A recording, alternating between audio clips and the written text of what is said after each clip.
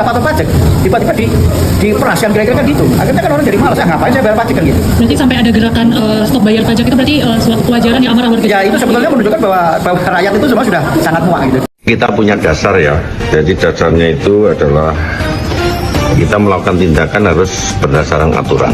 Ancaman keras untuk Bapak Lutfi, Gubernur Jawa Tengah, dari masyarakat Jawa Tengah yang tidak terima lantaran pajak Opsen PKB naik drastis, teman-teman ya.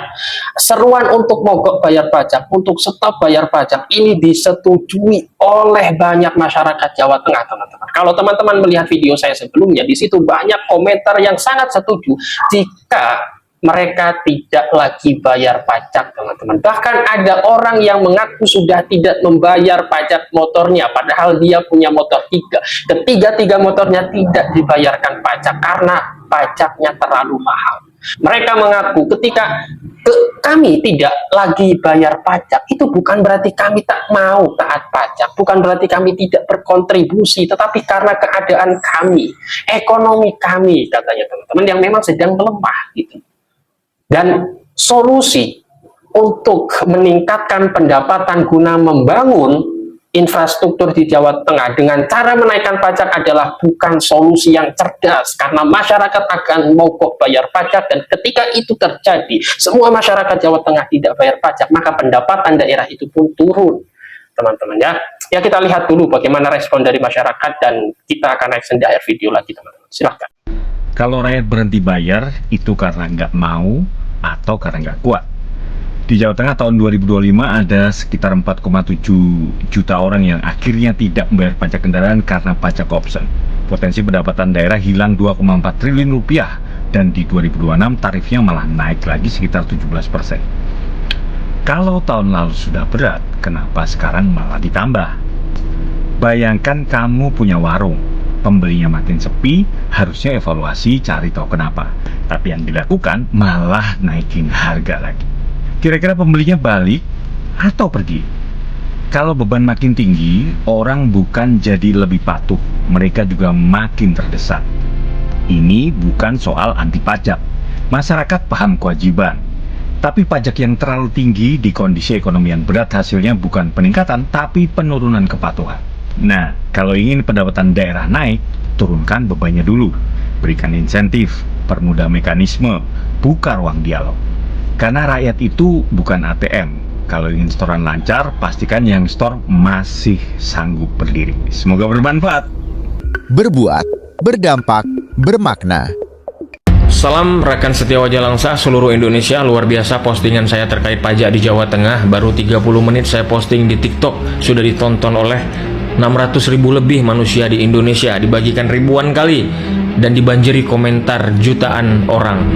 Hal ini menandakan banyak sekali masyarakat yang kecewa dengan proses pembayaran pajak di Indonesia. Yang seharusnya masyarakat yang sudah bekerja banting tulang, keluar keringat, ingin membayar pajak untuk negara, itu seharusnya diservis. Bila perlu dikasih minuman, dikasih cemilan, bukan disuruh fotokopi, disuruh ngantri rame-ramean. Ini membuat masyarakat di Indonesia ini nggak habis pikir. Orang yang mau bayar pajak aja dipersulit, apalagi hal lainnya. Jadi kami mewakili masyarakat Indonesia memohon kepada Bapak Presiden Prabowo untuk merubah mekanisme sistem untuk pembayaran pajak di Indonesia. Dikhawatirkan apabila bayar pajak aja sulit, banyak sekali, mohon maaf, tetek bengeknya, maka masyarakat ke depan akan nggak mau lagi bayar pajak, Pak. Dimana kita tahu saat ini era digital, Pak. Semuanya sudah bisa pakai aplikasi. Kenapa untuk membayar pajak nggak bisa dibuat satu aplikasi? Jadi sekali lagi kami mohon kepada Dirjen Pajak di Indonesia untuk mempermudah masyarakat dalam proses pembayaran pajak apapun di negara ini. Salam Wajah Langsa. Orang-orang sudah patuh pajak, tiba-tiba di perahasian kira-kira kan gitu. Akhirnya kan orang jadi malas, ngapain saya bayar pajak kan gitu. Berarti sampai ada gerakan stop bayar pajak itu berarti suatu kewajaran yang amarah warga. Ya itu sebetulnya menunjukkan bahwa rakyat itu semua sudah sangat muak gitu dengan pemerintah yang selama ini memberikan pelayanan yang tidak baik kepada rakyat. Saya sudah melihat indikasi itu 2 tahun yang lalu ya. Itu kan tahun 25 itu kan sudah ada option.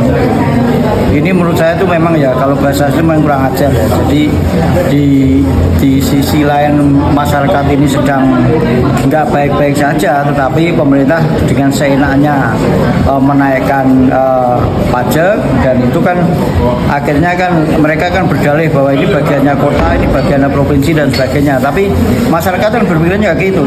Hasil akhir, angka akhir itu yang dibayar oleh konsumen dia membandingkan dengan tahun sebelumnya. Nah itu yang salah. Yang kedua, menurut saya teman-teman yang mengelola di Bapenda masalah pendapatan itu menurut saya juga nggak cerdas. Maksud saya gini, mereka kan selalu bilang bahwa kurang lebih angkanya 20% itu ada potensi pajak kendaraan bermotor yang mereka tidak melakukan pembayaran. Nah, tetapi mereka lupa bahwa di dalam memberikan pelayanan itu menurut saya mereka masih jauh dari harapan kepuasan masyarakat itu. Misalnya gini, yang bukan atas namanya harus bawa KTP dan sebagainya, itu menurut saya nggak ada hubungannya dengan pajak ya. Jadi orang sudah sadar ingin membayar pajak kendaraan bermotor walaupun itu bukan atas namanya, mereka ini sudah sadar, sudah mau setor duit ke pemerintah, jaga tinggalnya. Nah yang kedua yang menyakitkan kan apa? Ternyata yang nggak bawa KTP pun bisa dilayani dengan memberikan software tertentu. Ini yang menurut saya enggak. Jadi ya misalnya oke lah untuk mencapai target itu pelayanan dipermudah, persyaratan dipermudah. Yang penting ini tetap ada koridor legal gitu ya, bukan curian, bukan bermasalah dan sebagainya. Berarti kenaikan option sekitar 16% itu memberatkan sekali. Sangat memberatkan, sangat memberatkan. Kalau mungkin 16% itu kan banyak warga yang berdalih motor atau mobil ini tiap tahun kan harganya turun. Ya. Kenapa kok pajaknya naik? Nah itulah dia yang kalau yang menyebabkan masyarakat mengeluh itu kan begitu. Logikanya nilainya itu turun, ya pajaknya menurun. Nah dugaan saya pemerintah ini kan dalam kondisi yang panik karena katakanlah bantuan dari pemerintah pusat atau bagi hasil dari pemerintah pusat itu tidak seperti tahun-tahun sebelumnya, sehingga yang paling gampang dan paling simpel adalah menaikkan pajak. Nah itu, tetapi caranya yang menurut saya tidak cerdas itu. Jadi maksud saya sebetulnya ada potensi-potensi yang tadi kalau dia menyebut potensi ada kurang lebih 15-20% dari total jumlah kendaraan bermotor yang tidak bayar pajak. Itulah yang mestinya harus bahasa saya itu dioyak-oyak tapi dipongke gitu loh. Nah dengan dipermudah, terus dengan bahasa-bahasa yang santun, misalnya gini, pemutihan, bebas biaya dan sebagainya. Tapi yang tidak kalah penting adalah dalam mengurus balik nama ini, rentetannya ini loh banyak sekali. Jadi ada biaya yang diatur oleh peraturan Kapolri, nanti BPKB-nya baru, belangko STNK-nya baru, belangko plat nomornya baru, harus mencari surat rekomendasinya yang harus sampai di sana, di sini dan sebagainya, yang menyebabkan orang itu enggan gitu. Nah, jadi maksud saya berpikir bahwa ketika pemerintah ingin menarik ada potensi 15-20% kendaraan bermotor yang tidak bayar pajak itu, maka berilah kemudahan yang betul-betul. Saya datang sekaligus dalam 10 menit misalnya ya, ini yang saya impikan ya. Kendaraan itu sudah balik nama atas nama saya bayar pajaknya, selesai. Nah itu pasti masyarakat saya yakin akan berbondong-bondong. Cuma pertanyaannya kan ini kan memang tidak diinginkan oleh mereka yang memberikan pelayanan. Ini kan hanya diinginkan oleh masyarakat yang tidak punya power untuk mengambil kebijakan kan. Pemerintah provinsi kan berdalih tak naikkan itu karena tahun kemarin itu kan ada diskon, tapi tahun ini enggak. Jadi harganya sebenarnya sama.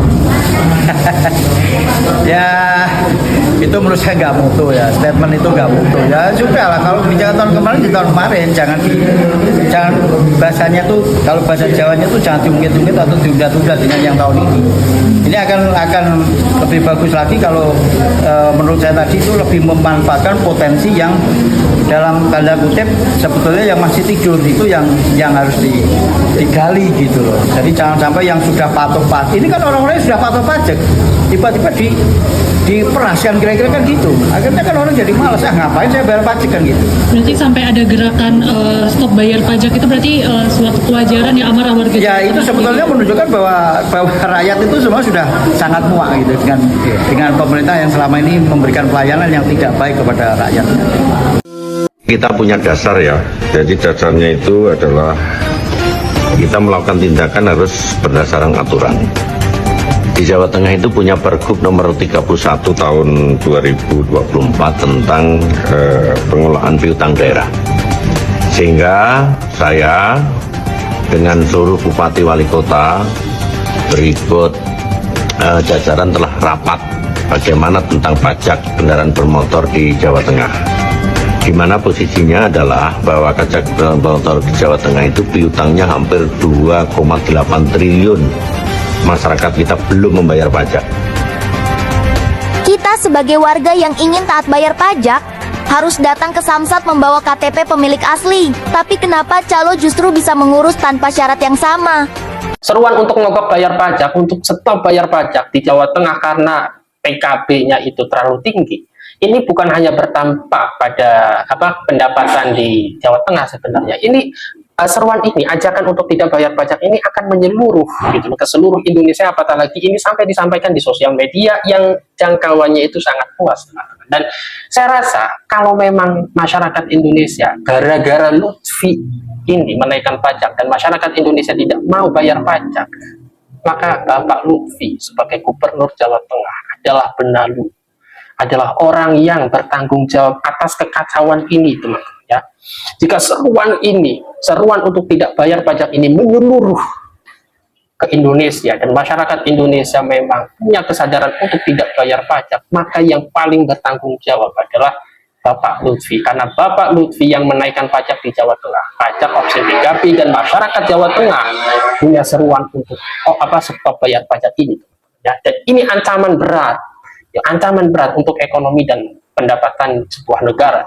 Ya, saya ulangi bahwa menaikkan pajak demi meningkatkan pendapatan daerah guna membangun infrastruktur adalah bukan cara yang cerdas bagi seorang pemimpin, teman-teman, ya. Karena itu akan berdampak pada ketidakmauan masyarakat untuk membayar pajak, dan ketika itu terjadi maka pendapatan akan menurun, teman-teman, ya. Mari kita sama-sama menyadari ini, teman-teman, ya. Mungkin itu hadanallahu wa iyyakum ajmain. Wassalamualaikum warahmatullahi wabarakatuh.